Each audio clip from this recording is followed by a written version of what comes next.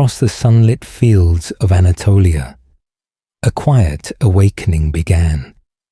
From the dreams of riders and warriors, an empire took shape between two seas, where the Black Sea murmurs to the Mediterranean through the narrow thread of the Bosphorus. This landscape of gentle hills and lush valleys, where countless civilizations had risen and fallen for thousands of years, would cradle one of the world's most enduring empires. Here, at the crossroads of three continents, Europe extended its hand toward Asia, while Africa watched from across the deep blue waters. In this ancient melting pot, where trade routes wove together and armies had marched since the dawn of history, a small band of Turks began a journey that would echo through the ages. They rose as the old world fell apart, the Byzantine Empire weakening, the Mongol tempest receding, and the medieval age slowly giving way to a new dawn. From simple beginnings on the Byzantine frontier, they advanced to raise majestic domes over the fallen city of Constantinople. What started as a group of nomadic horsemen grew into a sophisticated realm, learning from every culture they touched. Their standards flew from the rocky Black Sea coast to the burning deserts of Arabia and westward to the gates of Vienna. In their wake travelled merchants and thinkers, poets and builders, each weaving their own threads into the empire's rich fabric. The Ottomans expanded their power not just through conquest, but by blending the diverse worlds they encountered. They inherited Byzantine bureaucracy, Persian courtly elegance, Arab religious scholarship, and the fierce steppe traditions of their Turkic ancestors. From these varied influences, they created something entirely their own, neither wholly Eastern nor Western, but a unique bridge between civilizations. Their cities buzzed with voices in a dozen tongues. Market stalls brimmed with treasures from Venice to Samarkand. Their courts shimmered with delicate calligraphy and intricate patterns. Here, sultans ruled with both force and subtlety, presiding over a realm where East and West met not just on the battlefield, but in a vibrant exchange of ideas. Under the crescent of the Ottomans, faiths coexisted in a system imperfect yet remarkable for its time.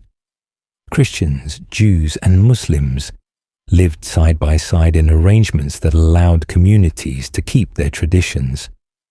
Art thrived in splendid palaces, where miniature painters worked with brushes finer than a hair, and poets sought the favor of the Sultan with their verses. The whispers of centuries still linger in the stones of grand mosques, the bustle of old bazaars, and the marble bars that survive to this day. The empire saga is one of dazzling victories and bitter defeats, of wise rulers and scheming courtiers, of groundbreaking inventions and stubborn resistance to change. It tells of an empire that grew swiftly in its youth, steadied itself in maturity, and slowly waned in old age, following the familiar path of great powers. From the legendary sword of Osman to the sweeping reforms of Ataturk, the Ottoman story stretches across centuries and continents. It is the tale of an empire that helped shape the modern world, its borders, its conflicts, its cultures. Long after its banners fell, the Ottoman legacy lives on, in the flavors of Balkan kitchens, the silhouettes of Istanbul's skyline, the politics of the Middle East, and the very map of today's world. The journey begins in the late 1200s, when Anatolia, once the proud heart of Byzantine might, had splintered into a patchwork of rival principalities. The once powerful Seljuk Sultanate of Rum, which had ruled these lands, was collapsing under internal strife and the chaos left behind by the Mongol invasions. Though the Mongol Khans claimed distant authority, their grip was fragile. In this unsettled land, the ambitious found their chance to rise. Along the northwestern edges of the crumbling Seljuk realm, where rugged mountains gave way to fertile plains, a volatile frontier stretched between the worlds of Islam and Christendom. This borderland was overseen by Turkish tribal leaders known as Beys, who commanded bands of fierce mounted warriors called Ghazis, men driven by both faith and the promise of plunder and land. Among these frontier chieftains was a man named Ertuğrul, leader of a small Turkish tribe that had fled westward from Central Asia to escape the Mongol onslaught. In gratitude for his loyalty, the Seljuk Sultan granted Ertuğrul the lands around the town of Söğüt, near the Byzantine frontier.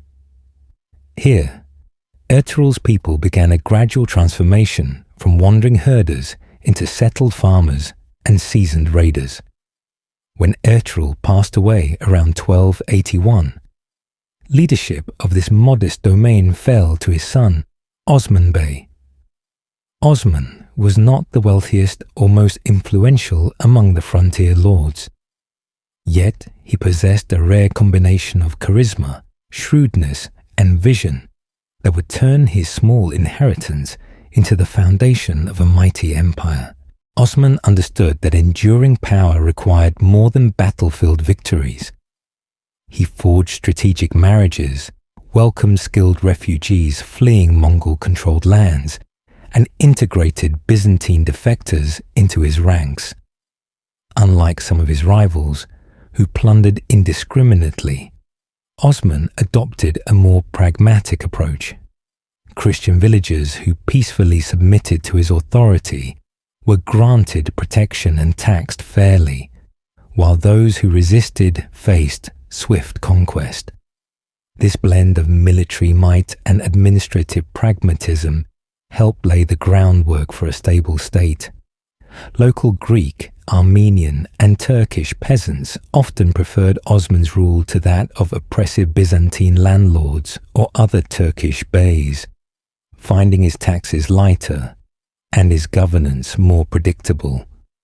This pattern of conquest, followed by the careful incorporation of conquered communities, became a defining feature of Ottoman statecraft. Ottoman tradition tells of a powerful dream Osman experienced early in his rise, a vision that would become central to the empire's founding myth. In this dream, a great tree sprouted from his body, its vast branches spreading to cover much of the known world. Beneath its canopy lay mighty mountain ranges, the Caucasus, the Taurus, the Atlas, and the Balkans. 4 rivers, the Tigris, Euphrates, Nile, and Danube, flowed from its roots, carrying ships and giving life to thriving cities. Above it all, the crescent moon shone brightly. When Osman shared this dream with Sheikh Edebali, a revered Sufi mystic, whose daughter he hoped to marry, the holy man interpreted it as a divine promise of empire. Whether this dream truly occurred or was a later embellishment, it served a vital purpose. It offered divine legitimacy to Osman's ambitions and framed his descendants as rulers chosen by God, a narrative repeatedly invoked throughout Ottoman history to justify their authority. Osman's early campaigns were small but calculated. He targeted Byzantine forts and towns near Söğüt, steadily expanding his territory and drawing new warriors eager for adventure and spoils. By 1299, Osman declared his independence from the declining Seljuk Sultanate, a moment traditionally considered the birth of the Ottoman state. His followers began calling themselves Osmanlılar, Ottomans, meaning the people of Osman. This fledgling Ottoman realm took shape around the needs of its armies. Early Ottoman society retained many traditions from its nomadic Turkic roots. while absorbing elements of Byzantine and Seljuk governance. The Ghazi warriors who formed the backbone of Osman's forces were granted land in newly conquered territories, creating a loyal cavalry class ready to mobilize when needed. Around their frontier fortresses, markets began to flourish, and a basic administrative system emerged. The first steps in the building of an empire. Religious institutions played a crucial role in cementing early Ottoman rule. Osman carefully nurtured alliances with Sufi brotherhoods, whose mystical teachings of Islam resonated with both Turks and new converts alike. In newly conquered lands, dervish lodges were established, becoming centers of spiritual life and cultural integration, helping to weave diverse communities into the Ottoman fold. Islamic law offered a flexible framework for governance. Though Sharia guided their administration, the Ottomans applied it pragmatically during these formative years, adjusting to the realities of ruling over a frontier society. As Byzantine power waned further, Osman's forces pushed deeper into imperial territory. In 1301, his army won a decisive victory against a Byzantine force at the Battle of Baphius, securing Ottoman control over most of Bithynia. This triumph signaled a critical transformation. The Ottomans had moved beyond hit-and-run raids to become a serious military power, capable of defeating imperial armies in open battle. Osman's son, Orhan, an able and ambitious commander, played a leading role in these campaigns. Father and son systematically dismantled Byzantine strongholds across northwestern Anatolia. Their efforts culminated in the long siege of Bursa, a wealthy Byzantine city straddling vital trade routes. Osman directed the early stages of this siege, but did not live to see its end. In 1323 or 1324, as the siege dragged on, Osman fell gravely ill.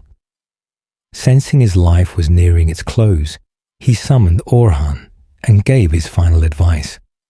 According to Ottoman chronicles, Osman urged his son to rule with justice, to spread the faith through strength, and to cherish men of wisdom and learning. Then, with a quiet dignity that had defined his life, the founder of the Ottoman dynasty passed away in his humble wooden residence at Soğut.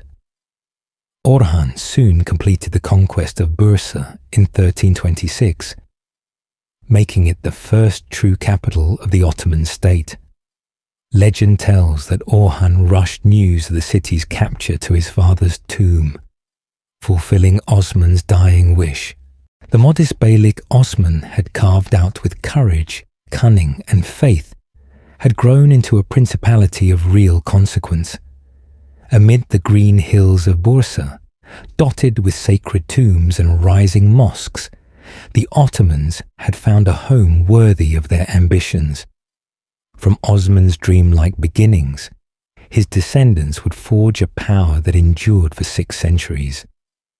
The sword of Osman, ceremonially girded upon each new sultan during their enthronement, became a lasting symbol of legitimate rule, a reminder of the dynasty's founding promise, passed down through generations of conquerors, administrators, poets, and reformers. Though none alive then could have imagined it, the foundation had been laid for an empire that would one day stretch across 3 continents and reshape the course of world history. As the green banners of the Ottomans fluttered above the minarets of Bursa, the dynasty stood at a moment of transition. The city's conquest marked both the fulfillment of Osman's vision and the start of a new chapter. Under Orhan's steady leadership, the small frontier beylik began its transformation into a powerful state poised between Europe and Asia. Orhan Gazi ruled from 1326 to 1362, inheriting more than his father's lands. He also carried Osman's gift for strategy and institution building.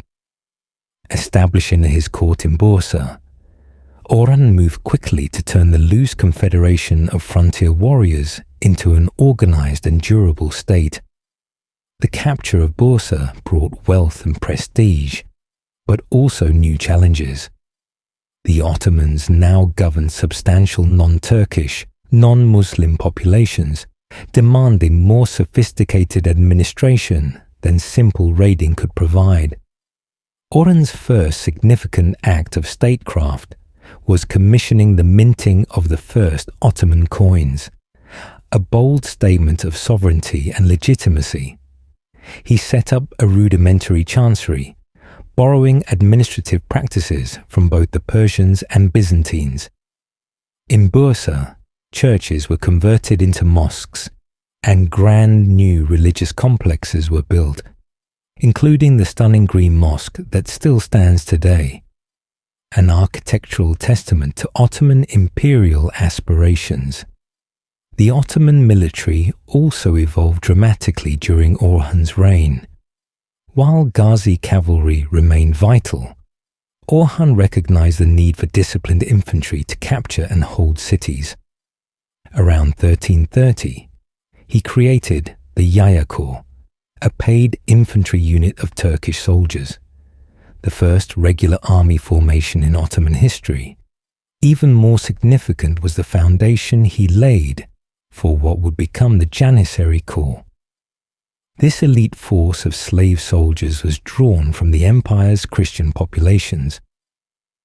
Under the system later formalized as the Devshirme, Christian boys from rural communities were taken, converted to Islam, and subjected to rigorous training.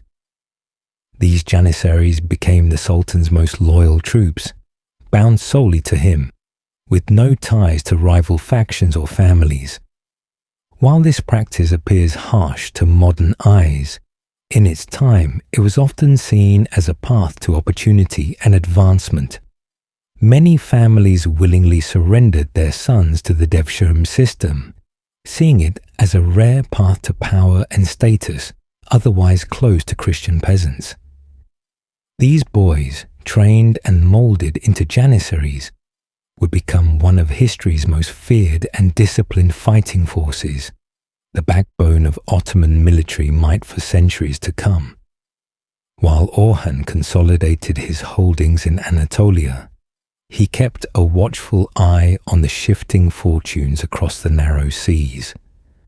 Though the Byzantine Empire was a shadow of its former glory, it still controlled Constantinople and territories in the Balkans. But internal strife plagued Byzantium. Dynastic feuds and civil wars drained its strength. In 1346, Emperor John VI Cantacuzene, locked in a bitter struggle with the regency of the young John V Palaiologos, made a desperate decision. He sought Ottoman military support, offering Orhan his daughter Theodora's hand in marriage. This alliance with Byzantium gave the Ottomans the opening they had long awaited. Then, in 1354, a powerful earthquake shattered the walls of key Byzantine fortresses along the Dardanelles. Orhan's son, Suleiman Pasha, seized the moment. His forces swiftly captured the fortress of Dzimpe, then took the strategic city of Gallipoli. The Ottomans had established their first permanent foothold in Europe, a bridgehead that would become the launching point for their conquest of the Balkans. Though Suleiman died soon after in a hunting accident, the path he blazed continued under his brother Murad, who succeeded Orhan in 1362. Over 27 years, from 1362 to 1389, Murad I transformed the Ottoman state from a frontier principality into a rising empire spanning 2 continents. Murad pursued a careful yet relentless strategy of expansion in both Europe and Anatolia. In Europe, Ottoman armies advanced steadily through Thrace, capturing the crucial city of Adrianople, renamed Edirne, in 1369. So impressed was Murad by Edirne's location and wealth that he made it the new Ottoman capital, a symbolic shift of the empire's center of gravity into Europe itself. From Edirne, Ottoman forces surged deeper into the Balkans, subjugating Bulgaria, Serbia, and Macedonia. The Ottoman advance alarmed the Christian powers of the Balkans, who rallied under the leadership of Serbian Prince Lazar. On June 15, 1389, their armies met Ottoman forces on the fields of Kosovo, a clash destined to become one of Europe's most legendary battles. Though myth and legend have clouded many details, it is known that both Murad and Lazar died that day. Murad assassinated by a Serbian noble feigning defection, and Lazar captured and executed. Despite the high cost, the Battle of Kosovo ended in Ottoman victory, shattering organized resistance in the Balkans for a generation. On the battlefield itself, Murad's son, Bayezid, quickly asserted control, executing his brother to eliminate any rival claim. This brutal act established a tradition of fratricide among Ottoman sultans, a grim but effective measure to prevent civil war. From 1389 to 1402, Bayezid I, nicknamed Yildirim, the Thunderbolt, for his swift campaigns, led the empire through 13 years of dramatic expansion. In the Balkans, he reduced Serbia and Bulgaria to vassalage and pressed into Wallachia and Bosnia. When a crusading army led by Hungarian King Sigismund, bolstered by French and German knights, swept south to drive the Ottomans from Europe, Bayezid crushed them at the Battle of Nicopolis in 1396. Many captured knights were executed, earning Bayezid a fearsome reputation across Western Europe. Meanwhile, in Anatolia, Bayezid abandoned the cautious, incremental strategy of his predecessors. Instead, he launched a sweeping campaign to absorb the remaining Turkish beyliks, nearly doubling Ottoman territory in less than a decade. By 1390, the Ottomans controlled nearly all of western and central Anatolia, bringing them into direct conflict with a rising power from the east, Timur, the Central Asian conqueror, known in Europe as Tamerlane. Bayezid's rapid conquests were matched by sweeping internal reforms. He strengthened central authority, curtailing the independence of frontier lords who had long operated with near autonomy. The Ottoman bureaucracy expanded, drawing on Persian models to manage the growing state. Islamic scholarship flourished, with new madrasas founded in cities across Anatolia and the Balkans. Recognizing the importance of maritime power, Bayezid also laid the foundations for an Ottoman navy, a force that would one day command the Mediterranean. But Bayezid's ambition outpaced even his formidable abilities. As he laid siege to Constantinople, the prize that had eluded his forebears, news arrived that Timur's vast army was marching westward into Anatolia. Timur, claiming descent from Genghis Khan and ruling a realm stretching from India to the Mediterranean, had been provoked by Bayezid's aggressive expansion into territories claimed by his own vassals. The two empires met in a clash of titans at Ankara on July 20th, 1402. Though Sultan Bayezid commanded a formidable army, Timur's superior numbers, tactical brilliance, and cunning strategy soon turned the tide. Crucially, many Turkish contingents in Bayezid's ranks, resentful of his centralizing policies, defected to Timur, turning the battle into a rout. Bayezid himself was captured and, according to legend, kept in a gilded cage at Timur's court until his death the following year. The Battle of Ankara nearly shattered the Ottoman state. Timur dismantled Bayezid's conquests, restoring independence to the Anatolian beyliks he had subjugated and dividing Ottoman lands among Bayezid's sons. He also installed his own puppet in the European territories.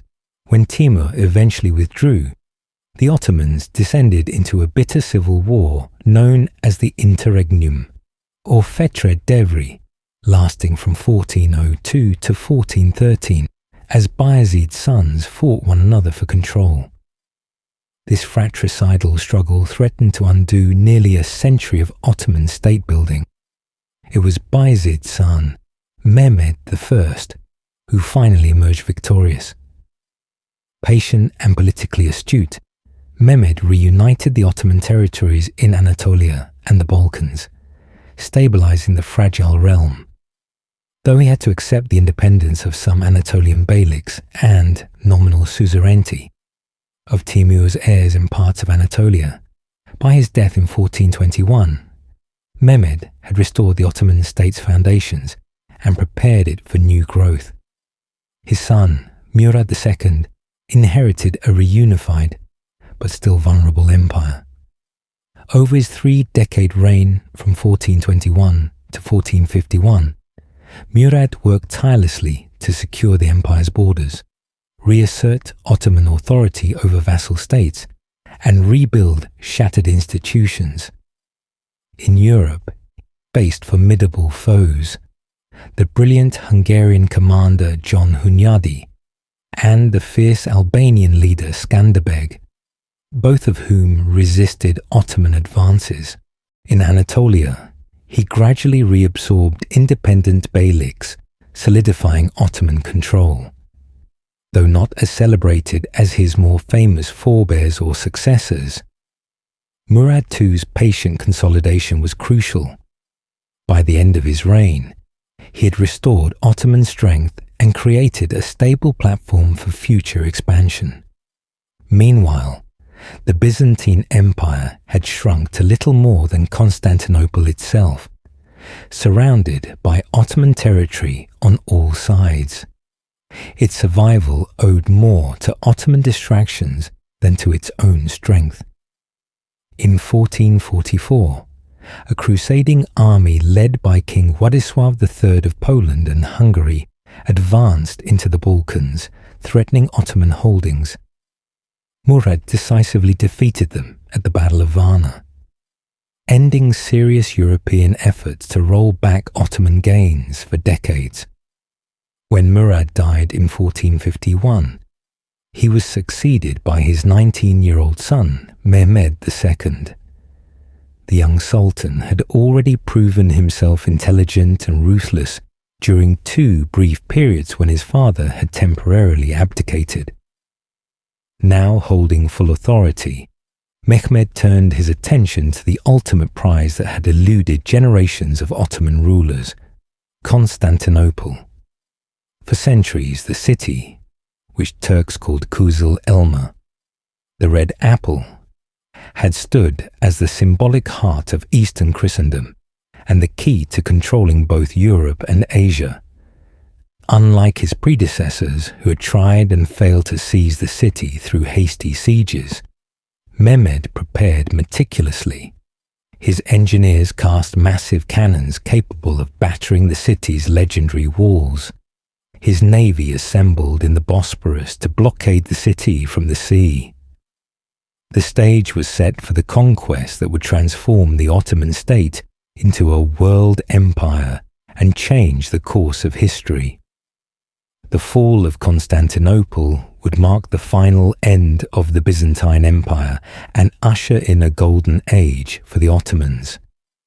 In the century and a quarter from Osman's death to Mehmed's accession, a small Anatolian principality had transformed into a major power, straddling Europe and Asia.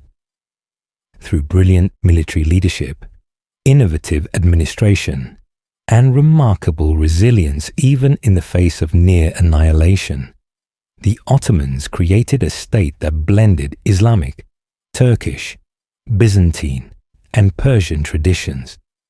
As Mehmed II prepared for his fateful siege, Constantinople stood much as it had for over 1,000 years, its massive walls rising above the waters where Europe and Asia nearly touch. Founded by Constantine the Great in 330 CE as the eastern capital of the Roman Empire, the city had survived Rome's own fall, withstanding wars, plagues, crusades, and countless sieges. Known as the Queen of Cities, it had guarded the treasures of classical civilization through the ages. But in the spring of 1453, the ancient city faced its greatest trial.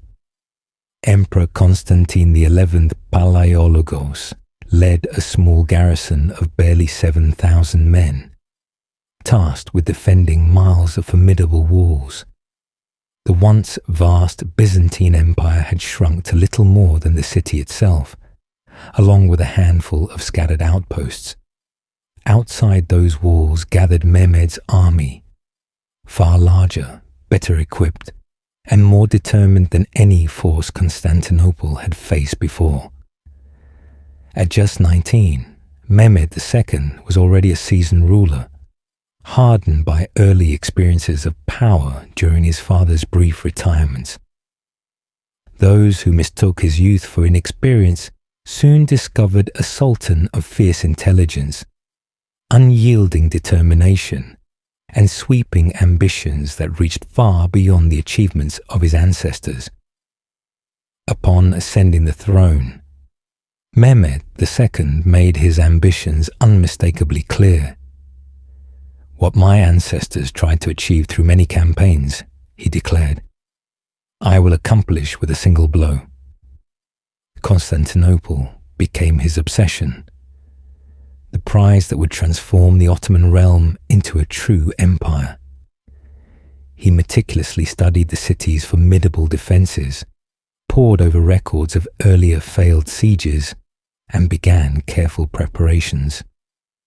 In 1452, Mehmed ordered the construction of a massive fortress called Rumelihisarı on the European side of the Bosphorus, directly across from the older Anadolu Hisarı.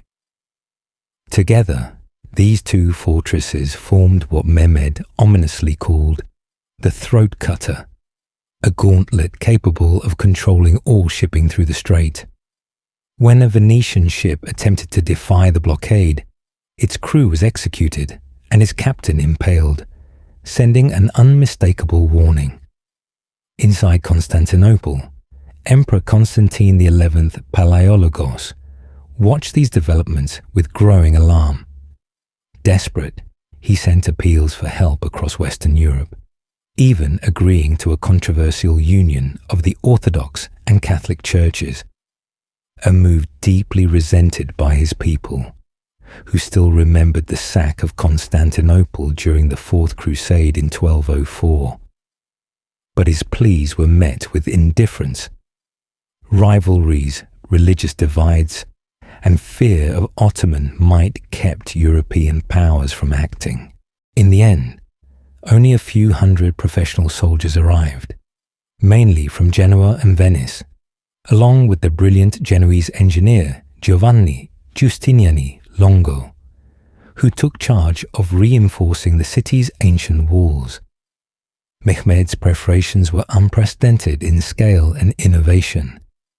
He assembled an army of around 80,000 men, including elite janissaries, Anatolian cavalry, and auxiliaries from his Balkan vassals. To break Constantinople's legendary walls, he hired a Hungarian cannon founder named Urban, who had offered his services to Mehmed after the Byzantines could not afford his salary. Urban constructed a colossal cannon capable of hurling stone balls weighing up to 1,500 pounds, a weapon so massive it required 60 oxen to move and whose thunderous roar could be heard for miles. Dozens of smaller but still devastating guns accompanied this giant, creating a level of firepower never before seen against medieval fortifications. Meanwhile, the Ottoman navy sealed off the city by sea. Though the Byzantines had strung a massive chain across the mouth of the Golden Horn to block enemy ships, Mehmed's fleet of more than 120 vessels ensured that no relief could reach the city. On April 6, 1453, Mehmed's army took position outside Constantinople's walls. The Sultan sent a single offer to Constantine: surrender, and he would spare the emperor's life and the lives of his people. Constantine's response was dignified but resolute. He would not yield the city. The siege began in earnest. Ottoman cannons pounded the walls daily, focusing especially on the vulnerable Theodosian land walls. Each night, Byzantine engineers worked feverishly to repair the breaches, filling gaps with rubble, timber, and earth. Ottoman assaults were repeatedly repelled with heavy losses as the city's defenders fought with desperate courage. Facing unexpected resistance, Mehmed hatched a daring plan. His engineers constructed a grease wooden roadway across the hills of Galata. In a single night, dozens of Ottoman ships were hauled overland from the Bosphorus into the Golden Horn, bypassing the Great Chain and outflanking the Byzantines. On April 22nd, Constantinople's defenders awoke to the shocking sight of Ottoman galleys floating in waters they had considered safe. Despite this setback, the Byzantines held firm. A bold attempt to burn the Ottoman ships in the Golden Horn ended in failure, and those brave sailors who tried it were captured and executed. The fighting ground on, but time favoured Mehmed. The Byzantines grew short on men, supplies and morale. By late May, after weeks of relentless bombardment, the city's walls were crumbling. Mehmed called a council of war and declared his intent to launch an all-out final assault. He roused his troops with promises of the traditional 3 days of plunder, permitted by Islamic custom, and arranged his forces to foster competition, offering rewards to those first over the walls. Inside Constantinople, Constantine XI gathered his commanders for a final meeting.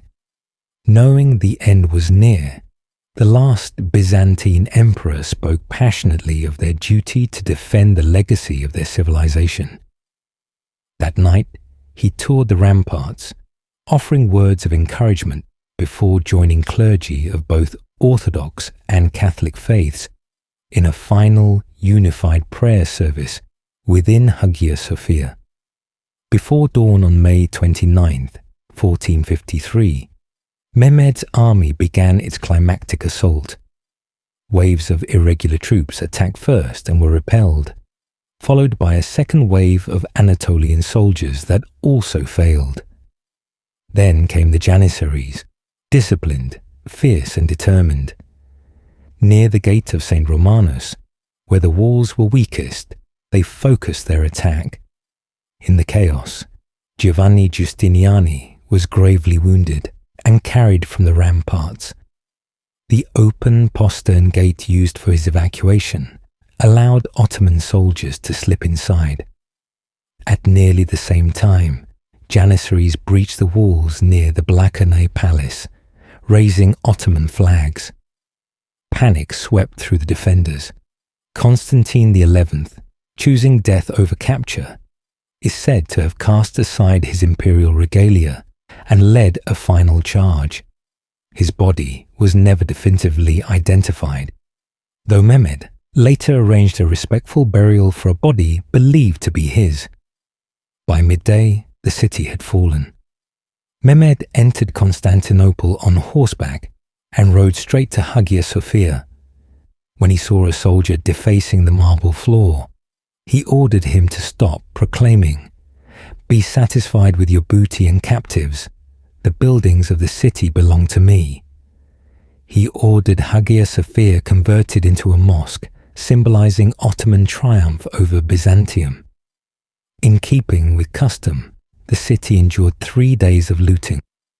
Treasures were seized or destroyed, thousands were enslaved, and buildings were damaged. Yet Mehmed's ultimate goal was not ruin, but renewal. When the plunder ended, he began transforming Constantinople into his new imperial capital. He invited former inhabitants to return, settled Muslims, Christians, and Jews from across his domains, and appointed a new Orthodox patriarch, Gennadius Galerius, guaranteeing the church's continued existence. Tax incentives encouraged merchants to settle, and new construction reshaped the city's skyline with Ottoman architectural splendor. Over time, Constantinople came to be known widely as Istanbul. The fall of Constantinople sent shockwaves across Europe. Pope Nicholas V called for a crusade, but disunity and shifting priorities, especially the lure of Atlantic exploration, prevented any coordinated response.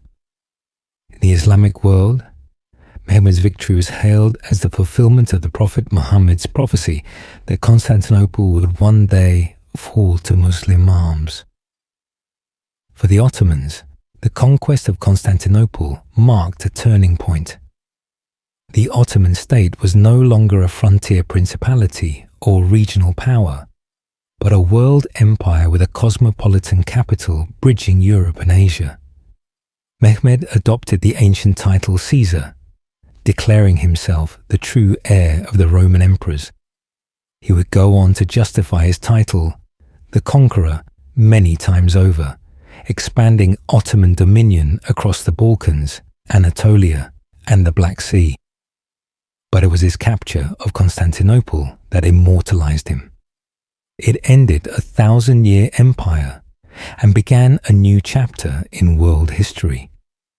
As the call to prayer echoed from the minarets of Hagia Sophia, the medieval era gave way to the Ottoman age, an empire destined to shape the fate of 3 continents for centuries to come.